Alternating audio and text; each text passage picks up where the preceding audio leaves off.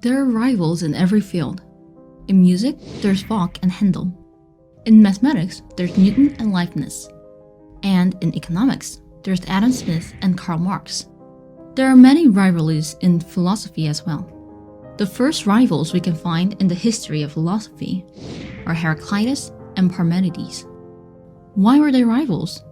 It's because their views on motion and change were different. Heraclitus claimed that everything changes, while Parmenides thought nothing changes. But isn't it a little weird to claim that nothing changes? The sun rises in the morning, reaches its peak during daytime, and sets in the night. After spring comes summer, after summer comes fall, and after fall comes winter. An acorn grows to be a sapling, and the sapling grows to be an oak tree.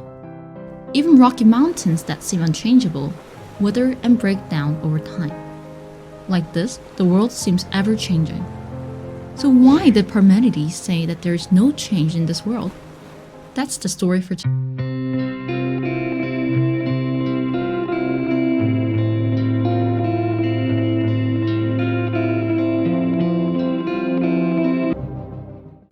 Parmenides proposes two propositions. What is, and what is not, is not. Of course, it seems obvious. What is and what is not, is not. But Parmenides used these two obvious propositions to prove that motion and change are impossible in this world. Let's see how he proves this.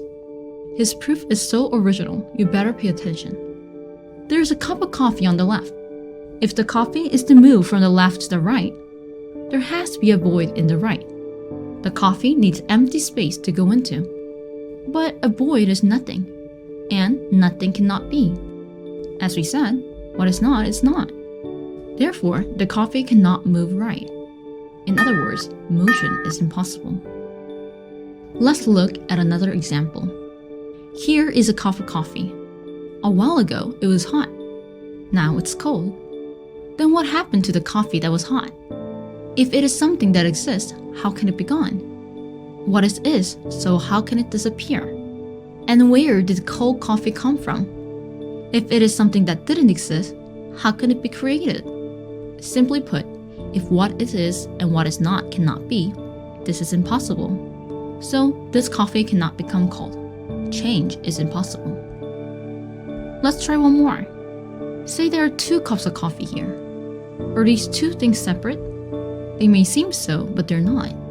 If they were to be separate things, there would have to be empty space in between them. But, as we said, a void is nothing. Therefore, the two cups of coffee are one. In the end, everything in the world is one. That's how Parmenides reaches the conclusion that the world is changeless, motionless, and one. The philosophy of Parmenides influenced Democritus. Democritus tweaked his argument. Instead of what is, Democritus thought that what is are atoms. And instead of what is not, Democritus thought that a void can be. Now, atoms can move in the void and make motion possible. This is the atomic theory of the universe. The atomic theory of Democritus later developed into models made by Dalton, Thomson, Rutherford, and Bohr. Today, we say that everything is made of protons and neutrons, which are made up of quarks. The philosophy of Parmenides may seem like a play on words, but the underlying idea is not just a play on words. He is implying that we should not trust our senses. Our senses deceive us. The reason the world looks like it's changing is that we're viewing the world through our senses. If we look at the world through the eyes of reason, we will see that it's not really changing. If we want to see the real world, we should view it with our eyes of reason, not the eyes of our senses. This thought greatly influenced Plato. The argument of Parmenides that we can understand the world through reason was developed by Plato into the theory of ideas. In Plato's philosophy, the world of ideas can be grasped through reason. Seeing as how some say that all of Western philosophy is a footnote to Plato, Parmenides had a lasting impact on Western philosophy through Plato. Let's wrap up. First, Parmenides thought that change is impossible in this world. He reached this conclusion with the premise, what is and what is not is not. Second, Parmenides said that we should look at the world through the eyes of reason. The only reason the world seems like it's changing is that we're looking with the eyes of our senses. Third, Parmenides' emphasis on the eyes of reason had a lasting impact on all of Western philosophy.